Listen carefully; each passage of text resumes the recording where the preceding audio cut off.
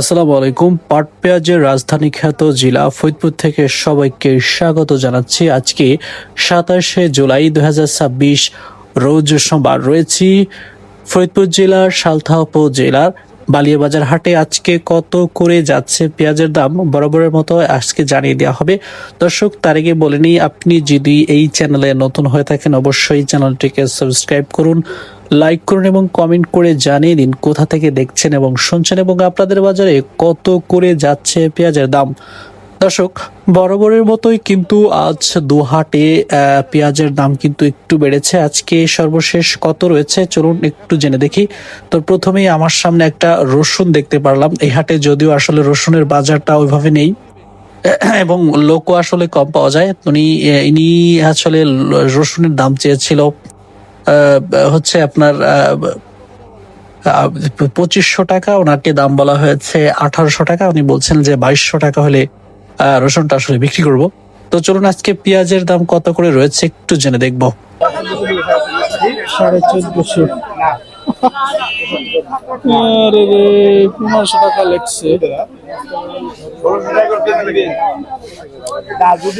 1600 টাকা দাম বলছে। 1600 টাকা, যে 1600 টাকা হলে নিবেন কিনা? যদি হয় নিবেন, না হলে নাই, চলে যাবেন। আসলে হাতে হেরিকেন, কৃষকের আসলে হাতে হেরিকেন। কারণ হচ্ছে পেঁয়াজ প্রচুর পরিমাণ, বাজারে প্রচুর পরিমাণ পেঁয়াজ। 1500 টাকা লিখে ফেলছিল, কিন্তু এই দামে আসলে পেঁয়াজ যাবে না। আপনাদেরকে একটু বলে নিই, আজকের আপনার হচ্ছে বড় পেঁয়াজ হচ্ছে 1650, মাঝারি সাইজের পেঁয়াজ হচ্ছে 1550 এবং পচা পেঁয়াজ বিক্রি হচ্ছে 150 টাকা এবং ছোট পেঁয়াজ একদম যে বাসনা পেঁয়াজ এটা বিক্রি হচ্ছে বড় পেঁয়াজের সমতুল্যই 1600 টাকা করে। আজকের সর্বোচ্চ বাজার, এই বাজার থেকে জানানোর চেষ্টা করছিলাম। রয়েছি ফরিদপুর জেলার সালথা উপজেলার বালিয়াবাজার হাট থেকে আপনাদেরকে জানানোর চেষ্টা করছিলাম আজকের বাজার দর। আসসালামু আলাইকুম। রয়েছি ফরিদপুর জেলার পাট পেঁয়াজের রাজধানী খ্যাত জেলা ফরিদপুর জেলার বোয়ালমারী উপজেলার ময়নদিয়া হাটে আজকের পেঁয়াজের যে সর্বশেষ দাম নির্ধারণ করা হয়েছে সেটা একজন ব্যবসায়ী থেকে জানবো। পেঁয়াজ বিষয়ে সার্বিক পরিস্থিতি তার থেকে জানবো। চলুন শুরু করি। আসসালামু আলাইকুম, ভালো আছেন? কোন হাটে আছেন আজকে? কোন হাটে পেঁয়াজ কিনতেছেন? ময়নদিয়া, ফরিদপুরের ময়নদিয়া। আজকে কত করে সর্বনিম্ন এবং সর্বোচ্চ কত দাম রয়েছে পেঁয়াজ? 1650 করে আজকে সর্বোচ্চ বাজার। এই যে বাজার মাঝে 1800 টাকা হলো, এই বাজার 2000 টাকা কবে টপকাতে পারে? কাঁচামালের দর গ্যারান্টি নেই।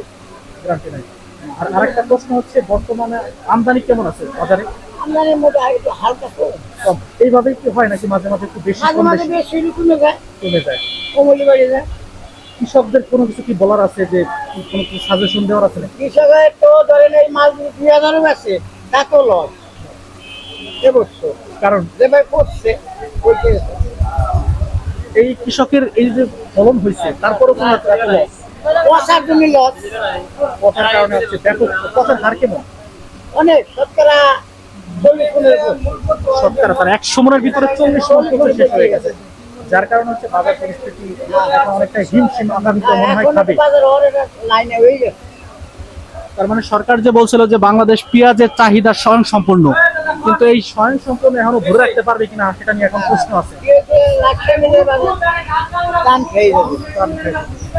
2000 টাকা অনেকেই বলতেছেন যে আগামী 2-3 সপ্তাহের, মানে আগামী 2-3 হাটের ভিতরে 2000 টাকা হতে পারে। আপনি কি ও হবে না, আমি বলবো হবে না। এর কারণে সামনে মাসে বাজার কম থাকবে। কারণ কি মনে করছেন? কারণ কি? কারণ আর কি, আমদানি বেশি হবে, চিকন মোটা আমদানি হবে। মানে এই পেঁয়াজটার পাটটা উঠার পরে হচ্ছে যে আমদানি বেশি পড়ে যাবে, আমদানি বেশি পড়ে যাবে। ঠিক আছে, ধন্যবাদ। আপনার সঙ্গে কথা বললাম, একজন ব্যবসায়ীর সঙ্গে কথা বললাম ফরিদপুরের ময়নদিয়া বাজার থেকে। তিনি আজকে এখানে পেঁয়াজ কিনতেছেন। তো তার থেকে পেঁয়াজের বিষয়ে সার্বিক পরিস্থিতি আসলে জানার চেষ্টা করছিলাম এখান থেকে। তিনি বলতেছিলেন যে আগামীতে যদি পেঁয়াজের আমদানি বেশি হয়ে থাকে তাহলে কিন্তু পেঁয়াজ পচে পেঁয়াজ আর দাম পাবে না। ওই জন্য এই কারণেই আসলে কৃষককে একটাই সাজেশন দেওয়া রয়েছে, সেটা হচ্ছে যে যত কম আমদানি করে আসলে পেঁয়াজ সেল করা যায় তত ভালো করে আসলে দাম আসলে পাওয়ার সম্ভাবনা রয়েছে। আজকের সর্বোচ্চ বাজার কিন্তু তিনি বলেছেন যে আজকে সর্বোচ্চ বাজার কিন্তু 1500, 1600, 1700 টাকা করে। কত বলে ভাই?